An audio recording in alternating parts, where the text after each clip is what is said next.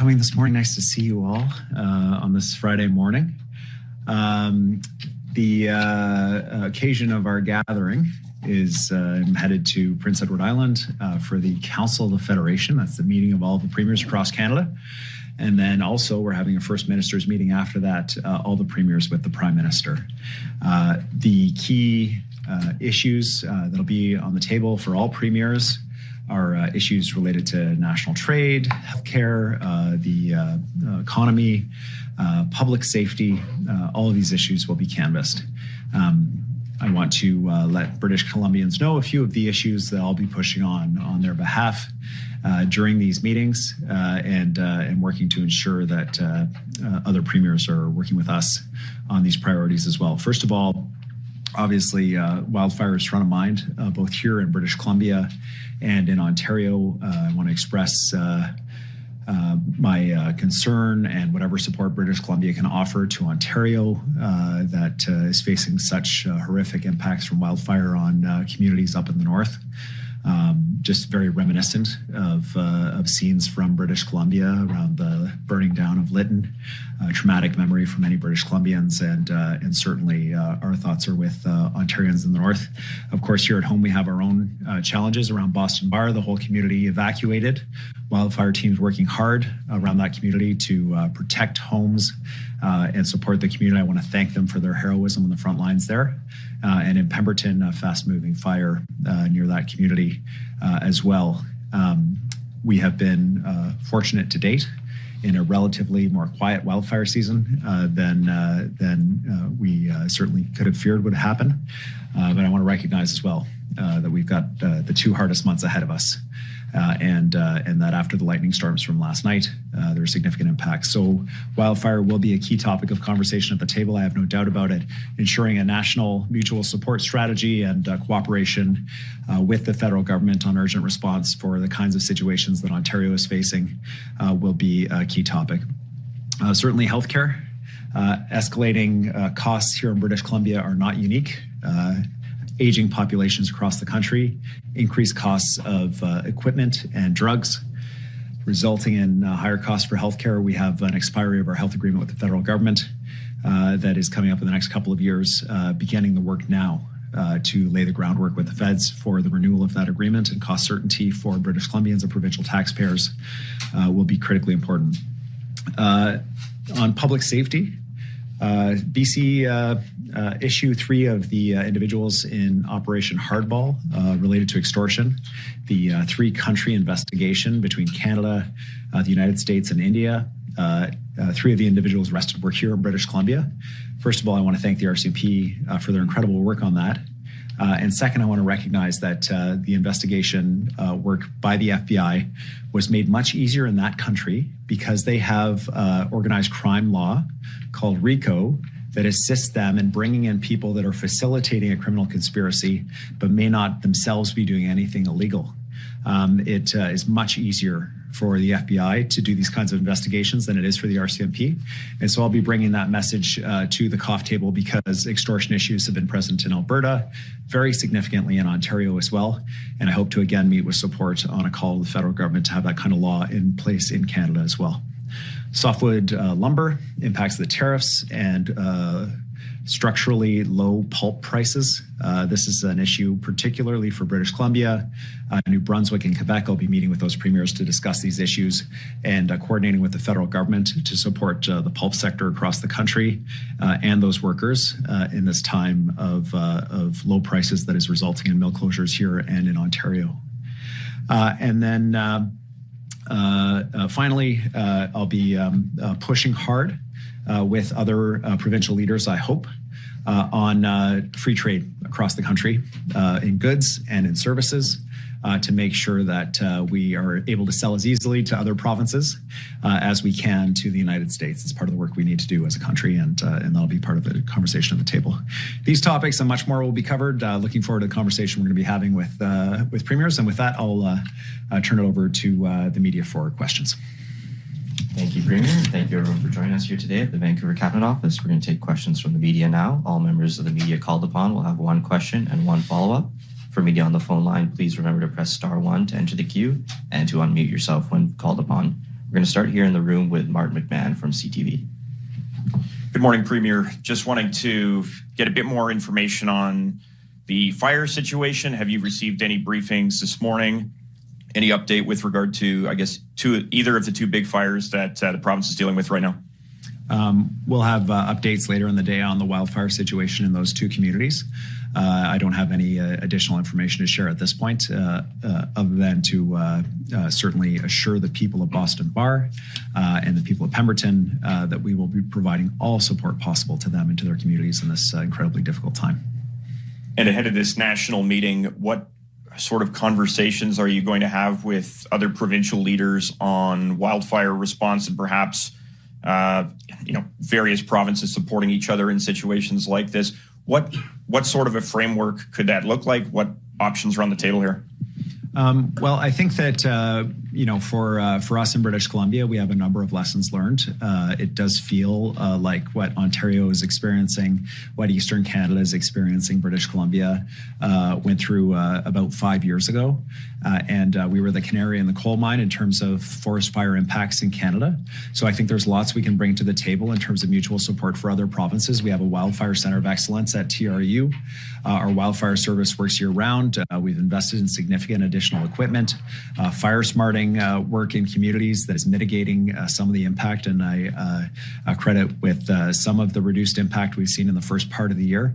So for all of these components, we think we can provide support in terms of information, lessons learned for other jurisdictions. And at the same time, I know we don't have all the answers. Ontario has been doing some work as well. There's an opportunity for them to share information with us, but also for the federal government, they put additional investment into firefighting equipment. And we know that they've been engaged in conversations with the military about how to support in cases of dire emergency, making sure that the provinces and the federal government are aligned first among ourselves around the provincial table, and then at the First Minister's meeting with the Prime Minister will be a crucial conversation, and advancing that work and ensuring that it continues to advance through the bureaucrats at the various levels and through the wildfire services across the country. Next, we'll head to Catherine Urquhart with Global News. Thank you. Good morning, Premier. Hey, Catherine. Hi. A change is afoot at Metro Vancouver. Wondering how concerned you are about instability at this organization. I've been following the issues of Metro Vancouver quite closely, given the huge challenges around the water treatment plant and the contract there, and the obviously significant and justified public interest in how that organization has been operating. I've been engaged with the chair of Metro Vancouver about his perspective on where things are going. And I know that they are continuing their review of what went wrong with the water treatment plant. I'll say that we need Metro Vancouver to be an effective organization. I fully support a restructuring of that organization. There are too many board members. It is demonstrated to be ineffective at the purpose it was intended for. The work that's underway to reform that is important, but it also needs to be successful. And so if necessary, the province will step in. These personnel decisions that Metro Vancouver is in the process apparently of making perhaps can bring some reform, perhaps could bring instability. So we'll monitor very closely to make sure that as best as possible, Metro Vancouver taxpayers are protected and the organization is fulfilling its responsibility. Thank you. What more can the province do? I know you have talked before about stepping in. I'm just wondering when that might be. Or are you doing a lot more behind the scenes that we don't know about? Well, I think that ultimately, if the Metro Vancouver directors can't get this under control, then the province will have to step in. I've really been reluctant to take that step. There's some good leaders around that table who are committed to reform, and I have confidence in their ability to try to get this ship off the rocks. But if necessary, the province will step in. We certainly haven't ruled that out. And if anything, we're watching more closely than ever, given the length of time involved and the fact that things don't seem to be settling down. Next, we'll head to Jared Yeager with Sitka Media. Hi, Premier. So the Assembly of First Nations, they recently advocated for the criminalization of residential school denialism. And yesterday, the Attorney General said that BC was also asking the federal government to look at what could be done in the criminal code. So I'm wondering, what's your definition of residential school denialism? And as a civil rights advocate, where do you draw the line between free speech and criminal speech? This topic has been kicked around, particularly in relation to the open residential schools denialism of an elected MLA in our legislature. Dallas Brody, who was elected as a conservative, has engaged in some really reprehensible conduct related to this issue. This is an incredibly sensitive issue for First Nations communities, understandably. It's a disturbing and alarming part of our history as a country, one we need to grapple with openly. It involves incredibly sensitive conversations. And I think that in any conversation about criminalizing certain kinds of conduct or criminalizing certain kinds of speech, we need to be extremely careful about making sure that we're not inadvertently creating an opportunity for those who want to promote these viewpoints to say that they must be right because the government's trying to stop them from talking. These are reprehensible viewpoints. I think people across the political spectrum have pointed that out. Denounced it, pointed to the clear evidence of the sexual assaults, the punishment of children for speaking their language, the horrific conditions where children were experimented on by depriving them of food to study what would happen. Like, just unbelievable things happen in Canada at these schools. Those who would deny these things, I think, do so for political advantage on social media, and we need to make sure that we're not doing things that give them some sort of credit when in fact everybody who is fair-minded and looks at our history comes to the same conclusion, that this was a reprehensible chapter in our history. Thank you. And a coalition of former NDP politicians and First Nations leaders recently penned a letter basically accusing your government of not living up to its climate goals, citing your support for LNG. What's your response to that? Look, people are going to have different perspectives about what's needed in this moment. I think those who would say that we shouldn't develop the LNG sector in British Columbia, I just disagree with them. The LNG Canada Phase 2 project represents $28 billion in revenue for the province over the lifetime of the project. Literally thousands of jobs. Phase 1 was the largest private sector investment in Canadian history. Phase 2 will be, again, the largest private sector investment in Canadian history. Canadian LNG, when I visit in Asia, countries would rather buy from us because we have lower emission LNG than other places. If we didn't build LNG in British Columbia, the United States would build it in Alaska.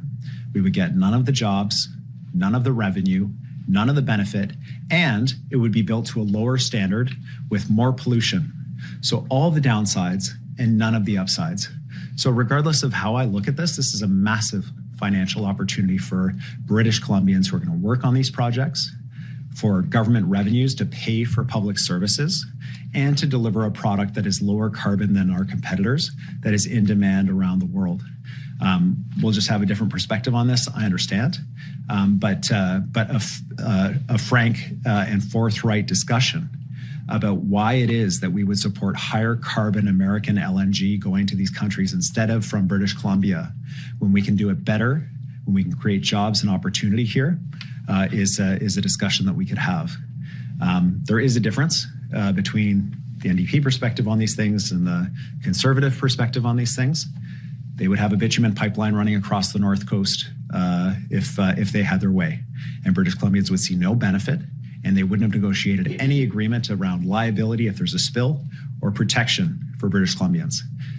We have held the federal government to account, protected the North Coast, ensured that there's liability protection for British Columbians.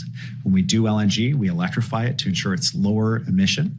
And I think there's a way for us as a province to get the benefits, to ensure our values as British Columbians are protected, and to serve our place in an unstable world at the same time as supporting families at home with good jobs. So happy to have those debates at any time. We just have a different perspective. Next, we'll head to the phone lines with Katie DeRosa from CPC. Go ahead, Katie. Hi, Premier. Centre BC is making an announcement tomorrow, and it's some speculation that they might be introducing a new leader.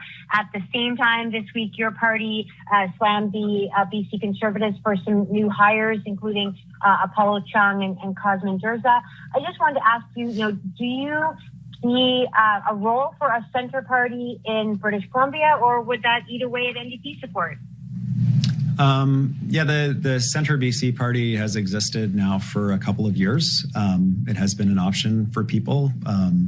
I don't understand that they've been particularly successful. I certainly wish anyone who wants to get involved in the democratic process good luck.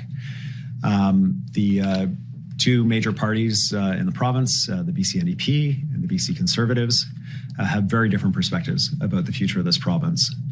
The Conservatives have hired a communications director who thinks the Conservative movement is strengthened by including people who would deport Canadians who happen to not be white back to what are supposedly their home countries, even though they were born in Canada.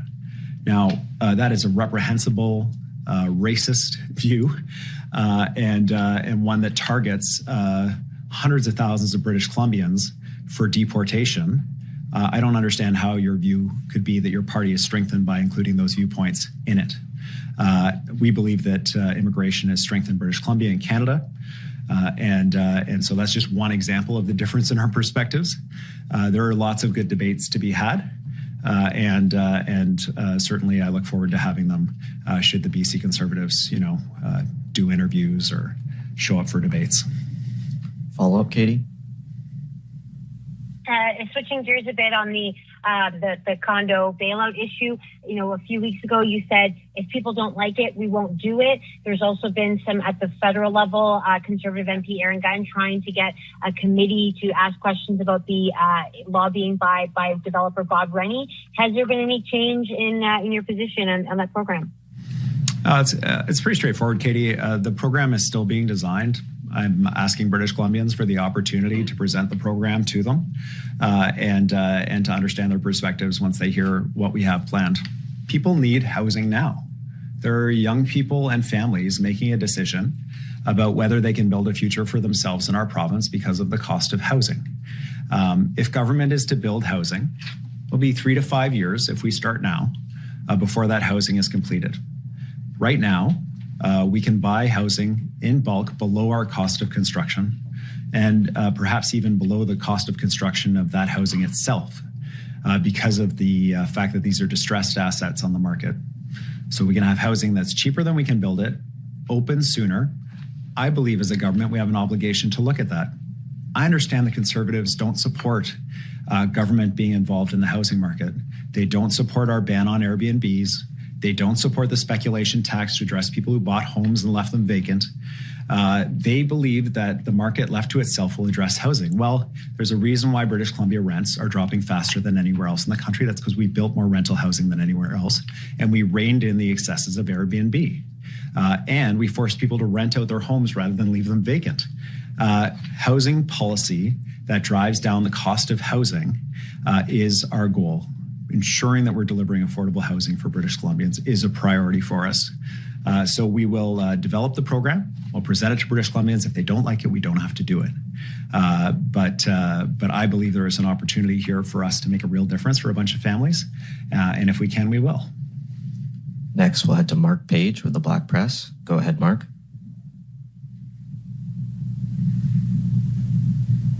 A little bit more into this proposal for a RICO type law in Canada. Would this face any issues in the Canadian legal system that you see? And is there anything that can be done on the provincial level in regards to this? Yeah, we have really, thanks for the question. We've really stretched our authority at the provincial level to the extent of what we think we can do. Currently around organized crime, we've expanded the capacity of the civil forfeiture branch to seize the assets of organized criminals, the cars, the homes, the cryptocurrency. That has resulted in money coming back to British Columbians that's then used to support victims of crime. Very important work. The Ministry of Public Safety and Solicitor General is working on authorities to go after organized criminals and make life more miserable for them in the province through provincial authorities. I look forward to having more to say about that soon. We've expanded our capacity around gun labs, being able to identify firearms that are used in criminal offenses in the province. We've expanded gang team supports across the province, including opening a new gang task force in the north. For all of these things, including increasing policing resources and other resources to tackle gangs, having that federal criminal law framework that enables us to go after the people who are the facilitators of this, that are doing legal things, but that are doing it in furtherance of and support of a criminal enterprise.